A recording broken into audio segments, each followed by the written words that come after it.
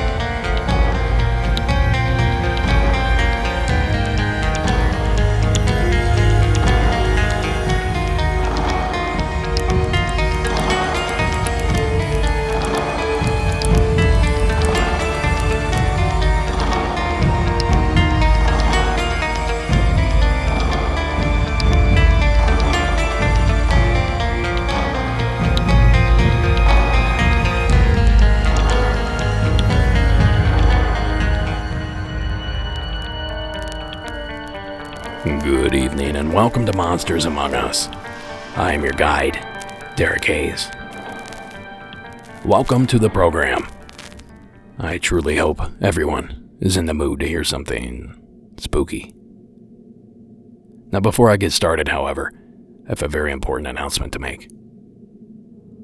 My upcoming trip to the Mothman Festival in Point Pleasant, West Virginia has officially been canceled. I intended to fly to Ohio last night to help my mom with a few home improvement projects. But we found out just before I was set to leave for the airport that her shipment of materials would not arrive until well after I was already back home in California. So, we've rescheduled. So to those attending that were hoping to run into me, I truly apologize.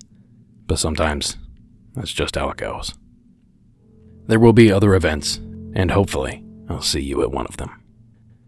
Now, I have a killer show lined up for the evening, so without further fanfare, let's get this thing started. We're going to kick things off with a black cat tale.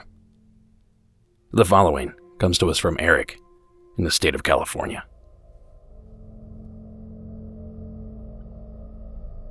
Hey Derek, this is Eric.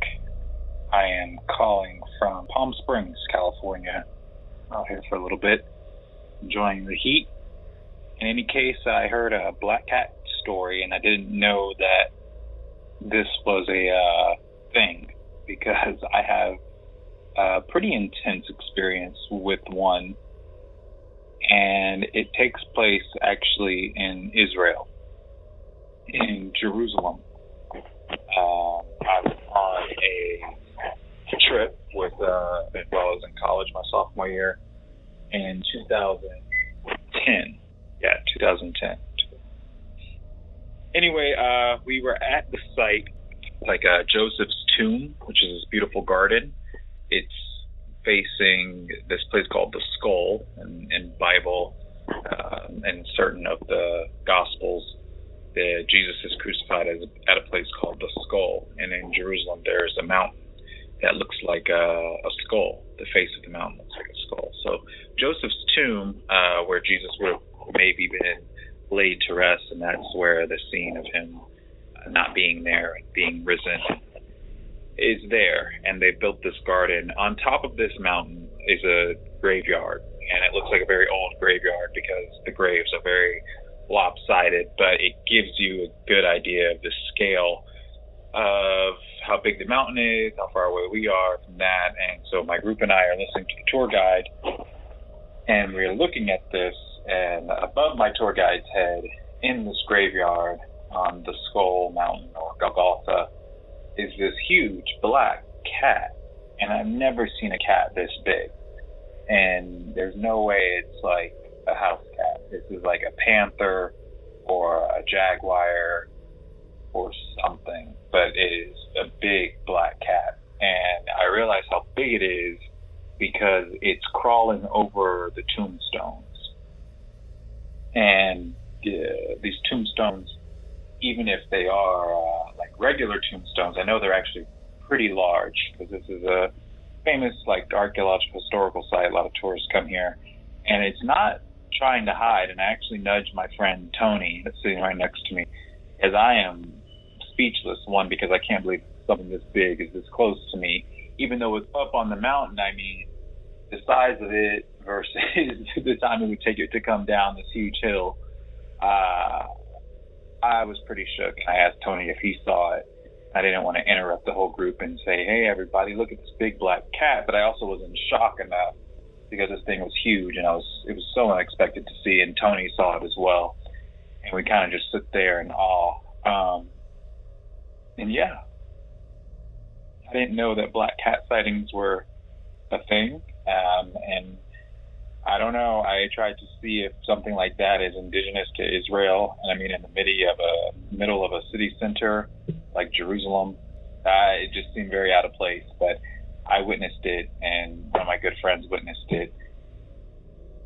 And yeah, so if anybody has anything like that, I mean, it was just kind of roaming through this graveyard that's above of where Jesus may have been crucified and buried and resurrected and all this. So I've seen the Passion of the Christ and things like that. I don't know if it was some type of form of evil incarnate. I did have a dream that I was speaking to a big black cat, like a black panther, prior to that. So everything seemed to kind of click with me, but I can't remember exactly what I was speaking with the panther about. And I know from my research, like spirit animals, it's one of the more powerful ones. So I don't know. I don't think it's happenstance, but it'd be interesting to see if anybody else had something similar in Israel. If it is an indigenous cat, then maybe I'm, blowing something out of proportion, but something that big wandering the streets of Jerusalem, it's pretty intimidating, to say the least. Anyway, really appreciate the show. Thanks for listening, and I don't know. Hopefully I'll hear it. Bye-bye. Thank you, Eric. Now, as it turns out, the leopard is indigenous to Israel, and they've been known to be melanistic. Melanistic being the opposite of albinism, so an all-black cat. But there's a hang-up here. Leopards are extremely rare in that part of the world, and their numbers are dwindling each and every year. So the chances that Eric saw one of these elusive creatures, one of maybe a dozen in the entire country, and a black one to boot, that just doesn't seem all that likely. Now, of course, that's not to say it's more likely that he saw a specter cat or something along those lines. But that leaves us with the question of, what did he see? Is it a creature similar to the black dog legends of the UK? A bit of a protector of the area? Or was it simply someone's escaped pet? Thank you again, Eric, for taking the time to share your tale. Now, our next story is delivered to us via the state of Maine. The following was submitted by Jen.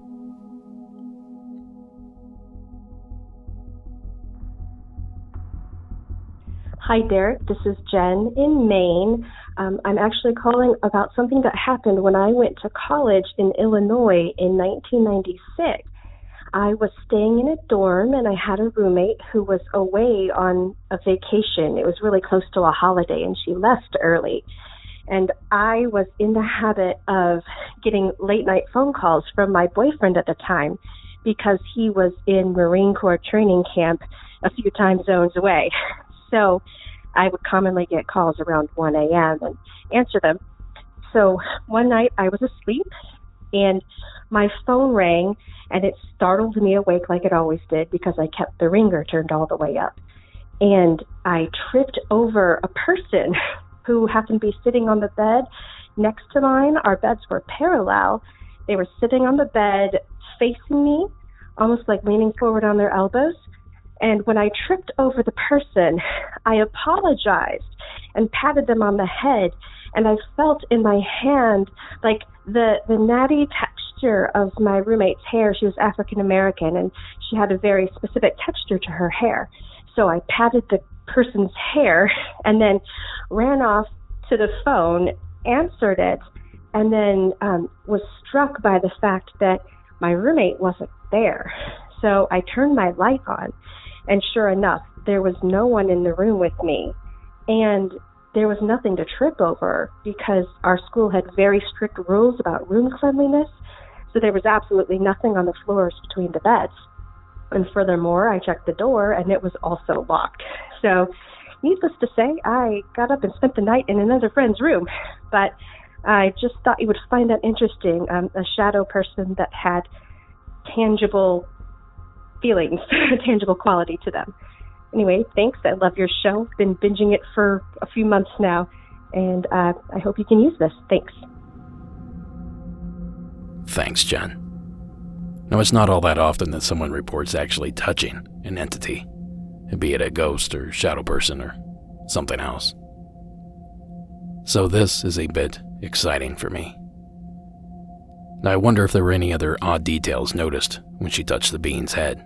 Was it cold or staticky? So thank you again, Jen, for sharing that tale.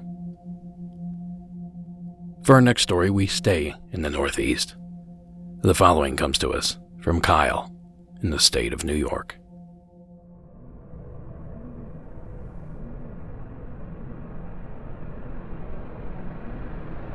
Hey, Garrett. I have a story. Well, it happened, obviously, but this occurred in the year 2000 during Easter break. I was about 12 years old and staying at my aunt's house. It was around the east side of Lake Monroe in Central Florida.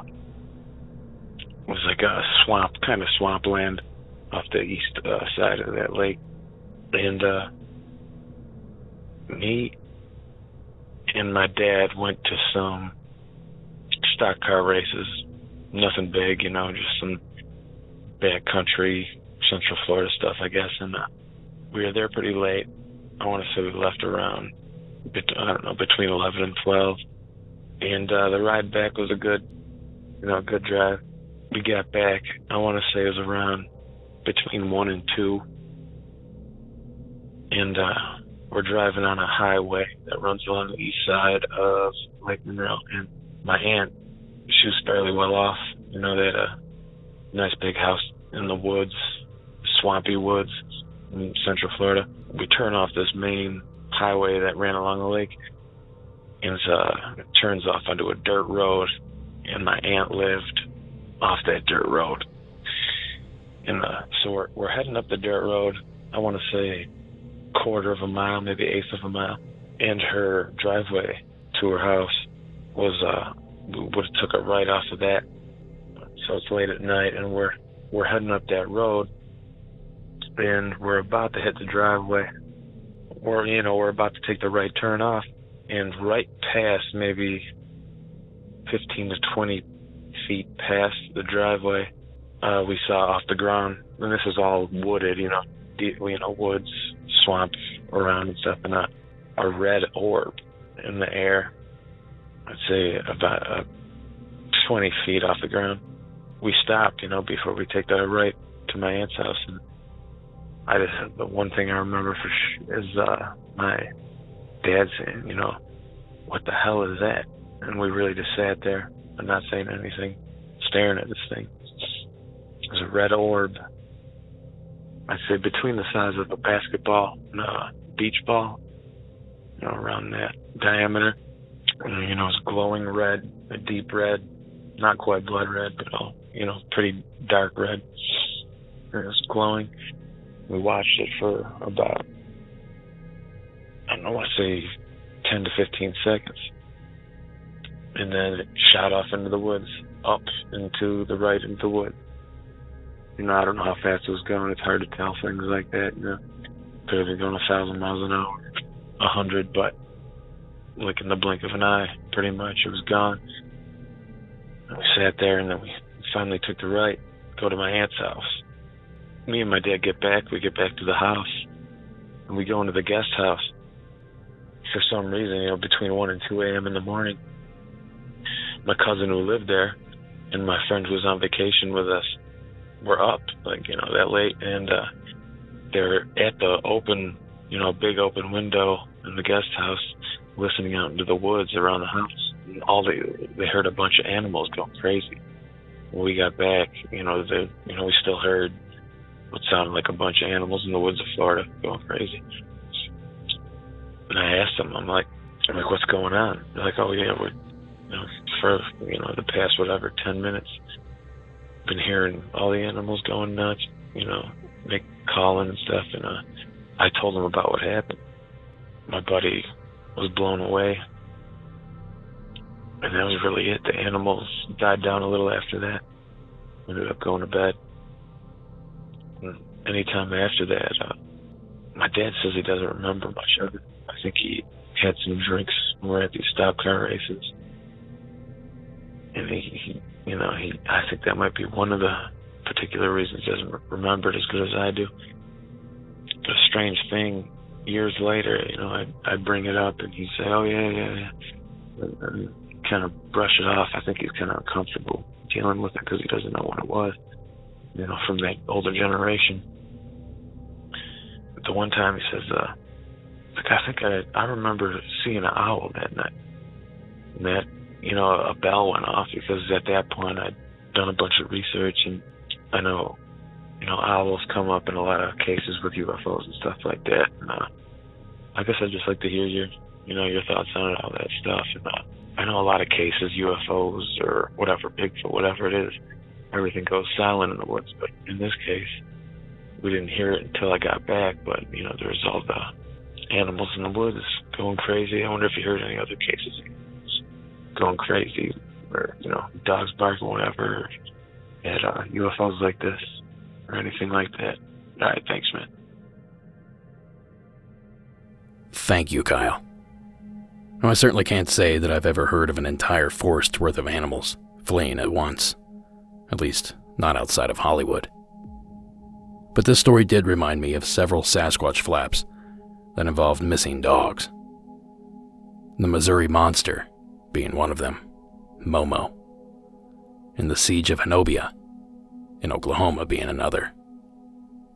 Then you're left with this pesky red orb. Well, believe it or not, some Sasquatch sightings are reported in tandem with glowing orbs or spook light sightings. Though it seems a majority of those encounters described a blue light rather than a red one. So obviously I'm not suggesting a Sasquatch is to blame, but I couldn't help but notice those loose parallels. And I thought I would, at the very least, bring them up. Thank you again, Kyle, for taking the time to share your story. Now, the next story is a bit of a strange one and comes to us from my state of California. The following is Mark's call.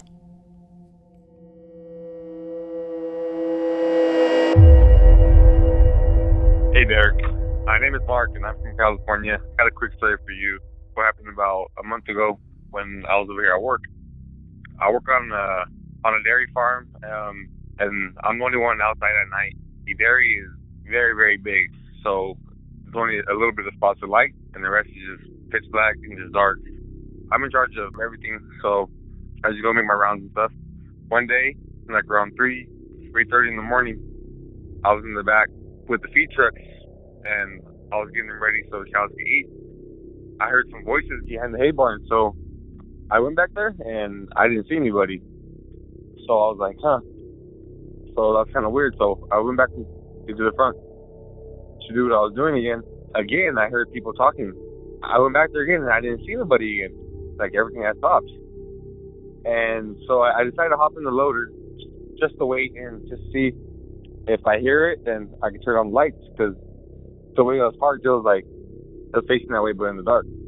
So I hopped in there, and then I remember slowly, at this point, it's 3:35 a.m., and I put the seat back, and I remember I put my alarm on my phone for 8 minutes, so I could rest and, take a little power nap, and just instantly, almost instantly, it was weird, because I woke up, and I'm in this room. There's a door in front of me. It opens up, and immediately this guy, he rushes me with a knife. And his face, he has no facial expression. He has no nothing. I jump out the way, and he trips, and he just falls lifeless on the floor. So at first, I'm like, what is that? And then, he didn't make the noise, he wasn't breathing or nothing. All of a sudden, there was another door that opened up. the other door that opened up, there was two beings. There was a very tall man with a crow face, like he has a mask of a crow, and there's a guy next to him. His face is contorted, like twisted, like smiling and twisted. He had like a suit on, but unbuttoned, and he comes after me, and he rushes me, and he grabs my wrist, trying to pull me in. As soon as that happens, his suit opens up, and he has like a saw blade in his stomach, just spinning like it's on, like it's powered, just spinning around. He's trying to pull me into the blade. So our hands are immediately just all locked on together. I pull him down, and he falls on top of it, and he makes no sound or no movement. I look up at the crow being, and he turns around, closes the door, and I wake up. I'm in the loader, and immediately I'm sweating like bad. I freaking look at my wrist, and the crazy part was there was handprints on my wrist, and they were extremely hot. I get off of the loader, and I'm hauling, ass all the way to the front of the dairy just to get out of the area on the tractor, and I feel like there was something breathing on the back of my neck while I was driving. Crazier part was when I got to the front of the dairy, only 5 minutes I went by the whole experience. I still had 3 minutes left on my timer. And like I said, I woke up sweating like in a matter of all that happened in a matter of 5 minutes. And I was like extremely sweating. There was no heater on inside the loader. It was almost impossible. I am almost sure I got into an altercation with some demonic forces. Anyway, hope to make it on the show. I love the show. Keep up the good work. Thank you, Mark. Now, normally I would shy away from a strange dream submission, but this one's just a little bit different. You have the element of missing, or at least shifting time, as well as the physical marks left on Mark's arm. Now, I couldn't even make a guess as to what could be behind this, but I thought maybe in sharing it, we might dust off a few clues, at the very least. So if anyone else out there has heard of or experienced something similar to what Mark has just described, do us a favor, reach out. In the meantime, we'll keep asking those questions, Mark. But thank you for sharing your story. Now, before I visit the last couple calls of the evening, I have a few announcements I need to touch on. I have great news for Patreon supporters. A new episode posted earlier this week, the first of a new segment I'm calling The Scariest Things You've Ever Heard. This week I sat down with Blurry Photos' David Flora to discuss cannibals, ghost stories, and what scares him. A $4 pledge and up gets you access to that episode and many, many more. While you're poking around on the internet, be sure to follow the show on all the popular social media platforms, Facebook, Twitter, and Instagram, to be more specific. And be sure to join the Facebook group while you're at it. It's like the Facebook page, only a lot more fun.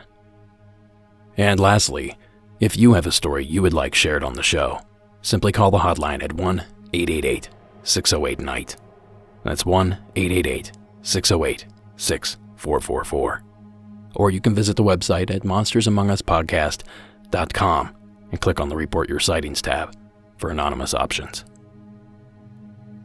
And don't forget, I am still looking for outdoorsmen and outdoorswomen calls. So if you had a freaky encounter while you were hunting, or bird watching, or collecting mushrooms, we want to hear about it. When you do send that submission in, be sure to mention outdoorsman early in the call so I can search my email and find your call more easily. And that pretty much does it for tonight's announcements. So let's move on to our next call. Coming to us from one of my favorite states, the following was submitted anonymously from the state of Oregon. Hi, I'm 12 years old and I live in Oregon. And this is a time where me and my dad went on a train and saw a black-eyed man. So we got on the train, and then after a while of sitting down on the seats, I look behind me, and there's a man sitting down, and he has pitch black eyes with no pupil or anything, and he's just sitting there. He had a hat on, was a black man, yeah, and he was nicely dressed, and yeah, he just had black eyes. Thanks for letting me tell my story. Thank you, caller. Now, believe it or not, there are actually several logical explanations to explain why this gentleman's eyes could have appeared black. The first, and possibly most obvious, is the use of contact lenses. These are fairly affordable and easy to get at most Halloween stores or online year-round. Now, the second cause is more medical in nature. There's actually a disorder known as aniridia, which results in the absence of the iris, typically in both eyes, as a result of injury or birth defect. Now, granted, I'll be the first to admit that the appearance of an eye with aniridia looks nothing like the description given of the notorious black-eyed children, which I can only assume is the phenomenon we're dealing with here. And since I almost never get to share stories about the black-eyed kids, I did some digging and found one that I can share. The following story comes to us from Cabin Nightmare Stories.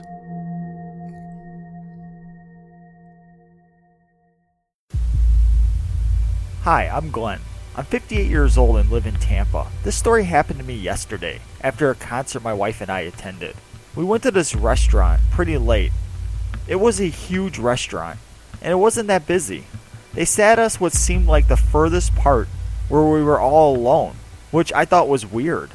After about 5 minutes, they sat this girl right next to us, which seemed weird because there must have been 20 empty seats all around us, and they put her right next to us. I was completely drawn to her and intrigued. I don't know what it was, I just couldn't stop staring at her. She was just your normal looking girl. She had glasses, black hair, a pink shirt, and jeans. Maybe it was because she was by herself, I don't know. I just couldn't stop. Like, I knew something was going to happen with this girl. Something was telling me. Tampa had real bad storms coming in, and I wanted to get home before they arrived. So we ordered fast, and I just kept looking over at her, and I noticed my wife doing the same thing. This girl did not say a word. No waiters or waitresses came over to take her order. She just sat there. I started to hear thunder outside. I told my wife, "You almost ready to go?" She said, "Yes, I'm ready." I asked the waiter for the bill, and my wife kicked me underneath the table. I looked over at the girl, and she was looking at me with the deepest, darkest black eyes I have ever seen in my life. At this point, it was the most unbelievable thing I have ever witnessed in my life. Just then, the restaurant went completely black. They had lost power. I could hear thunder crashing outside. We sat in complete darkness for about 15 seconds. When the lights turned back on, the girl was gone. There was no trace of her anywhere. My wife goes, "Where did she go?"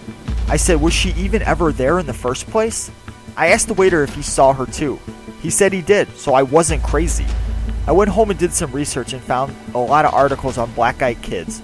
As soon as I read it, I knew that's what I witnessed. Full disclosure, I cannot determine if this is a fictional telling or a retelling of a real-life encounter, but my instinct says it's the former.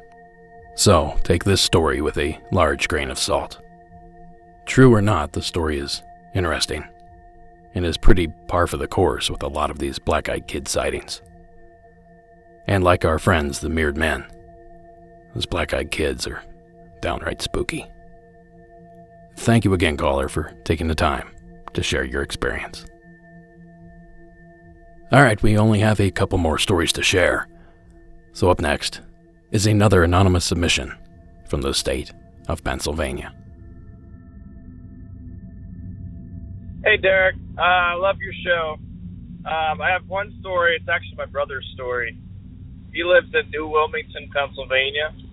And to start this off, you have to know that my brother is not in any way, shape, or form into cryptozoology or any kind of Bigfoot or aliens or anything like that. That's all me. It's not him. But anyways, so he's getting ready to move from one end of town to the other, same town. And so he's getting ready to move, and he's got 4 or 5 kids in the house with him at one time. So he's got to move all these beds. And he's in the house alone, and he's got channel locks with him. And he's getting ready to take apart a headboard, take it downstairs. So he's by himself, and he's down at the bottom of the bed, and he goes to loosen one of the bolts, and he slips his finger a little bit, and he goes, "Ah, son of a..." So he yells real loud. And when he looks over, he sees what looks like shoes in the bottom of a skirt from about the 1800s or so. And by the time he looked up to see the face, there was nobody there. So he gets up, starts walking around, walks downstairs to see if he can find anybody or anything. He doesn't find anything. But as he's doing this, he has a channel lock still in his hand. So he's making the clicky noise you can make with him, like tap, tap, tap, like. So he's all nervous. So while he's downstairs looking, he leaves the channel lock on the counter. So he goes back upstairs, and he's up there, and he's like, "Oh, I forgot my channel lock downstairs." And he hears the clicking again. He goes, so at that point, he stops and just runs out of his house. So I don't know if this is maybe just the energy, because he got hurt, and he got mad, and maybe the anger brings out energy that can manifest the ghost, maybe, I don't know. But for him he got pretty freaked out about this, and he doesn't believe in ghosts or Bigfoot, aliens, or anything like that. And I thought it was an interesting story, and I hope you can use it. Thanks. Bye. This is getting a little bit weird. Just last week, I had several people come up to me after one of my talks at Crypticon to tell me about the apparitions they saw. Or should I say, half of the apparitions they saw. In addition, I've also discussed quite a few half-apparition videos on the upcoming season of Paranormal Caught on Camera. So perhaps this sighting has been around for a long time. But it's kind of weird that I'm just now hearing a lot about it. I'm not exactly sure why we'd only be able to see half of an entity, and typically it's the bottom half and not the top half. But what would this show be without a couple mysteries? Thank you again, caller, for sharing that experience.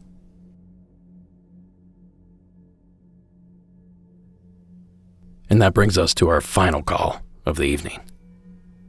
The following was submitted by Andrew in the state of Oklahoma. Hey, Derek, this is Andrew from Oklahoma City, and my experience takes place in a little wildlife reserve called Martin Nature Park.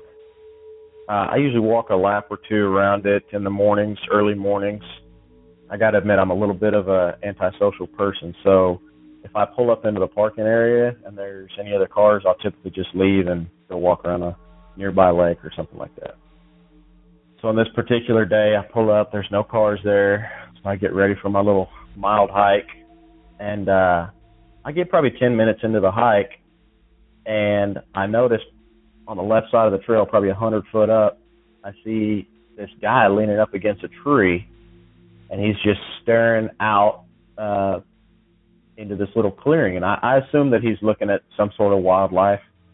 So I try to be as quiet as I can as I approach, and the trail is made up of like crushed gravel, so it's near impossible to be silent whenever you are walking on it.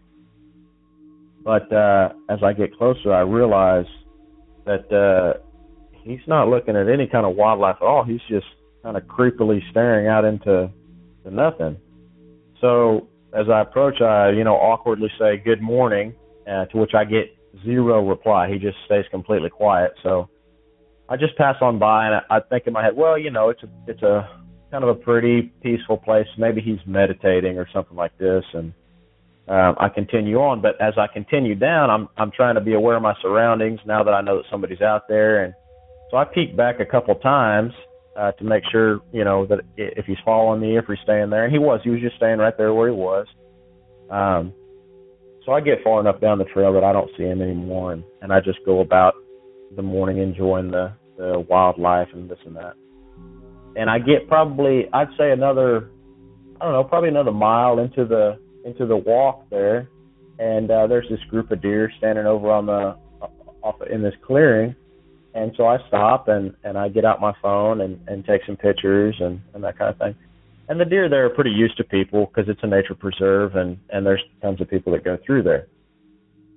Well, they start, kind of moving away from me. So I put my phone up, and before I can start back down the trail, this guy is standing a foot or two off on my right shoulder and scares me to death.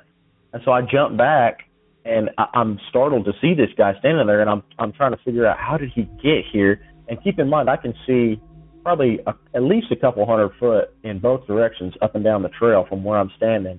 And like I said before, there's that crushed gravel, so it makes noise when you walk on it. So all this is running through my mind, and he's staring out into the abyss through me, through the deer, and he just says, they're beautiful, aren't they? And I'm, freaked out at this point, so I try to kind of shuffle away from him, but not be rude, and I say, oh, yeah, they're beautiful. And I say, have you seen a lot of, critters out this morning? I'm just trying to get away from him, but not be, a jerk or anything like that. And I don't get any reply at all. So I turn around, and the guy is gone. I don't see him anywhere. And like I said before, I can see up and down the trail in both directions. It's a wooded area off the trail, but it's Oklahoma, blackjack trees. You can see through them. It's not like, it's really, really hard to see through. He didn't go off into the woods. He's not either direction up and down the trail. So I could tell he was wearing dark clothing. I'm colorblind, so I couldn't give you the exact color of what clothing he was wearing, but, just a regular shirt, regular pants, but they were dark colored. And he looked like he may have been, I don't know, maybe 35, somewhere in there, mid-30s, something like that. I was creeped out at the situation, but I didn't seem like, I had to be worried about him or anything like that. He didn't seem aggressive. In fact, I only heard him say a few words, but he seemed really peaceful and kind of, gave that Zen vibe.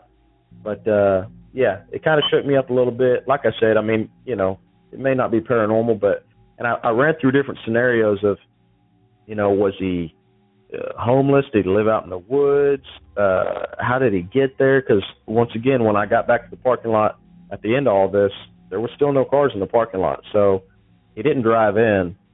So as best I could tell, trying to rationalize it, he must have walked in, and I must have just been so distracted that I didn't see where he went or something. He had to have gone into the woods. Like I said, I could see into the woods very clearly, but I'm just trying to figure out, a reasonable explanation for it. So it freaked me out pretty good, and just a couple minutes after I kind of gathered my thoughts, I was like, man, I need to probably call my wife and let her know what happened. So I called her and let her know exactly where I was, just in case, she needed to find my body or something if something crazy went down. But I've been out there dozens of times since and haven't seen him or experienced anything like that. But anyway, thanks for listening to my experience, and thank you so much for the podcast. Thank you, Andrew. There's something off-putting about the vulnerability we have when we're outdoors like that. There's nowhere to run, there's nowhere to hide. Whatever we're faced with, we have to deal with. And unfortunately, that's difficult to do when the thing that you're dealing with simply disappears. Now, I suppose, like Andrew said, there could be a logical explanation here. Maybe the guy was trying to play a prank on him and simply ducked behind a tree. Or maybe he was extremely fast and ran away quickly and quietly.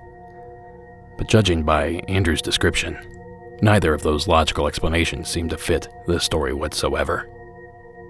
So like Mark's call from earlier this evening, if you have any information on this type of sighting, maybe this has happened to you, maybe it's happened to you in the exact same park, give us a ring and let us know about it. With each new story that's uncovered, we get a little bit closer to the answer. Thank you again, Andrew, for sharing that terrifying tale. And that's going to do it for this episode. Monsters Among Us is written and produced by me, Derek Hayes. Additional support is provided by Warren Pond Abbott, Eddie Lloyd, and Tony Bell.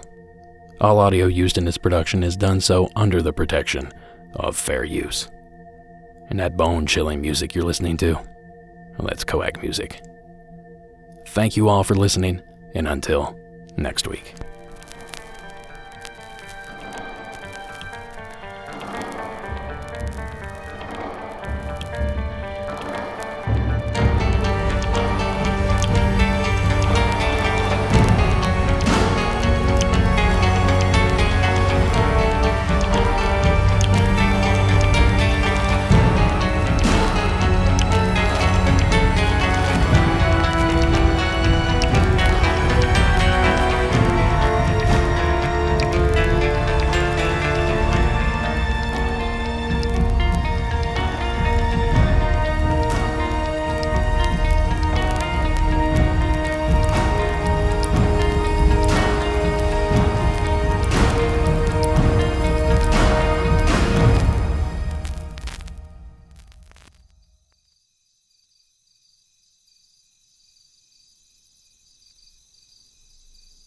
Of course I wouldn't leave you hanging. Tonight's bonus story comes to us from the state of Pennsylvania and was submitted by Freaked Out in McKeesport. Hello. Had a very weird thing happen just last night, August 7th, 2019. We live in a small community on a hilltop overlooking a small marina near McKeesport, Pennsylvania.